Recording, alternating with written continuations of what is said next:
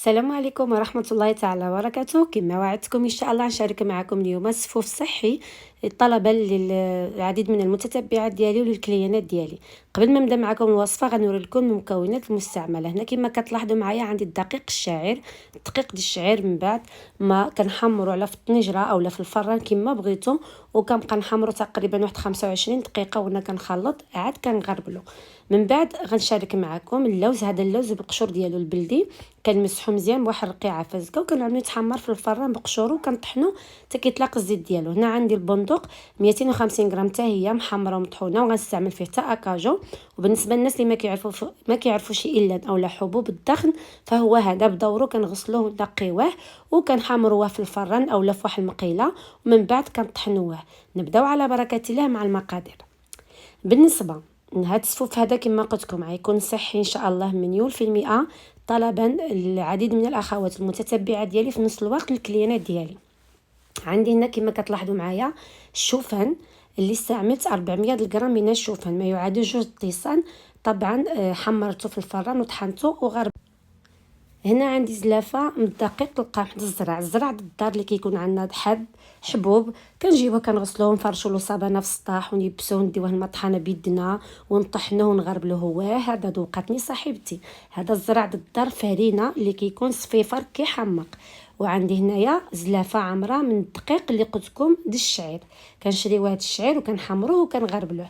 يعني زلافه كبيره ما يعادل 250 غرام د الدقيق الشعير و250 غرام د الدقيق د الزرع، زائد جوج زلافات الشوفه اللي هي 400 غرام.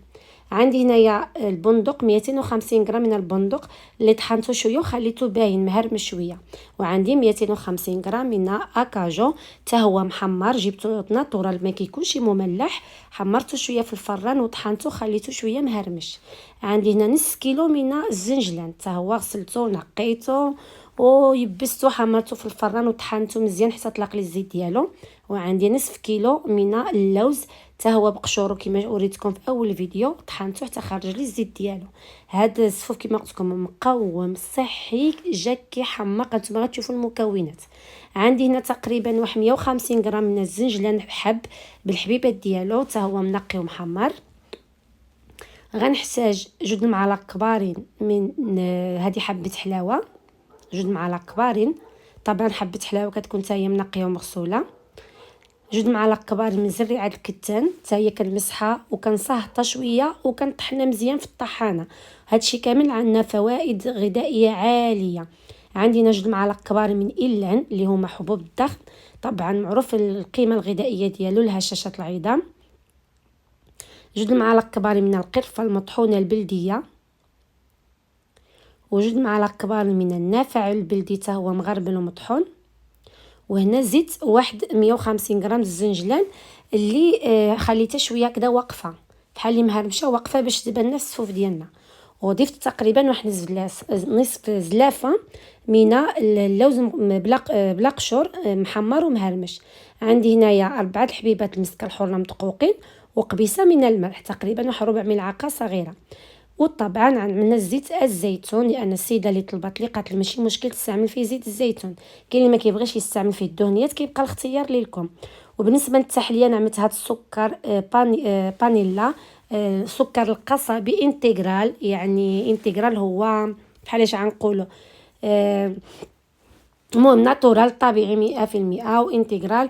واللي ما بغاش يحلي بهذا السكر هذا ممكن تحليو بالخروع محمر ومطحون ومغربل اولا بالتمر جاف. كيتباع التمر جاف مجفف كطحنوه وكتحليو به الصفوف ديالكم. جوج الحاجات اما التمر اما الخروع.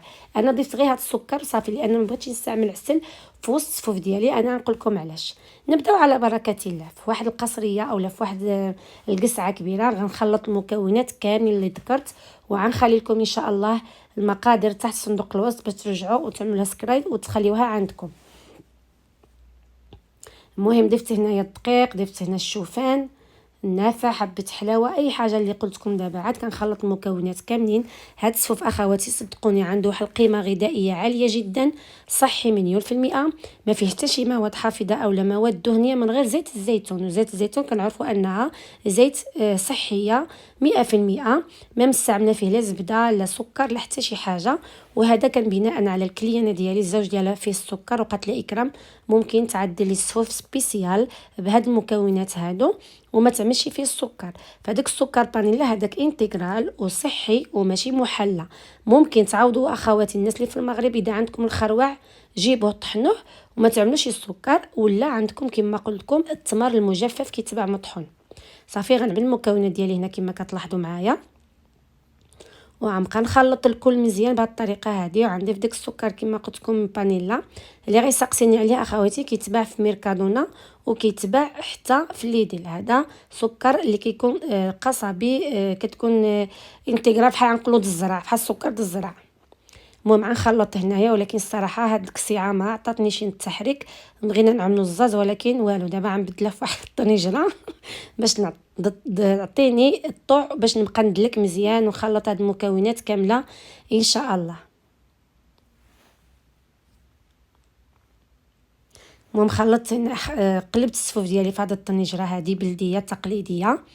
ايوا بديت كنخلط مزيان، وخصني ديك المكونات كامله تدخل ببعضيتها بهذه الطريقه هذه.